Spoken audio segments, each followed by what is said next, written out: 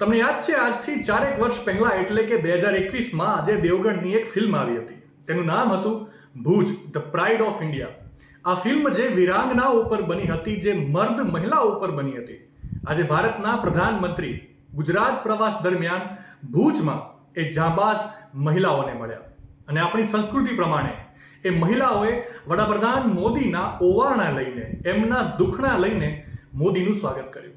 હું આજે આપણે જે વિરાંગનાઓની વાત કરવા જઈ રહ્યો છું, એ વાત એ સત્ય ઘટના, એ કંઈ આજકાલની નથી, પણ 50 વર્ષ કરતાં વધારે જૂની છે, જ્યારે આપણામાંથી ઘણાના તો કદાચ જન્મ પણ નહીં થયા હોય. આ મહિલાઓ કોઈ સામાન્ય મહિલાઓ નહોતી. આ એ મહિલાઓ હતી જે દેશ માટે ઘર અને પરિવાર મૂકીને યુદ્ધે ચડી હતી.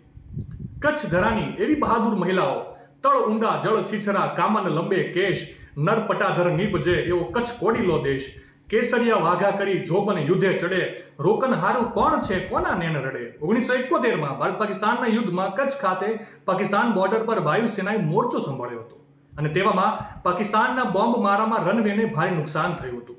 હવે આવા સંજોગોમાં વાયુસેના મોરચો બચાવે કે પછી બાંધકામ કરે?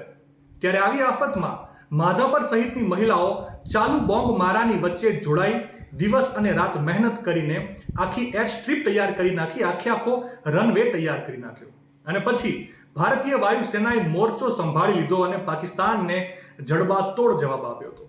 આજે એટલે કે 26 મેના રોજ પીએમ મોદી ભુજ એરપોર્ટથી સભા સ્થળ સુધીના માર્ગ પર રોડ શો યોજી સભા સ્થળે પહોંચ્યા. જે ભુજ એરબેઝની સ્ટ્રીપ જે તે સમયે દુશ્મન દેશ પાકિસ્તાને તોડી નાખી હતી, જે એર સ્ટ્રીપ માધાપર સહિતની મહિલાઓએ તૈયાર કરી હતી, તે ભુજ એરપોર્ટ પર તેઓ ઉતર્યા હતા.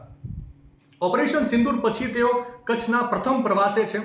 ભુજના મિર્ઝાપર રોડ ઉપર યોજાયેલા તેમના રોડ શો અને સભા સ્થળે માધાપરની વિરાંગનાઓએ મોદીના ઓવારણા લઈ તેમનું સ્વાગત કર્યું હતું.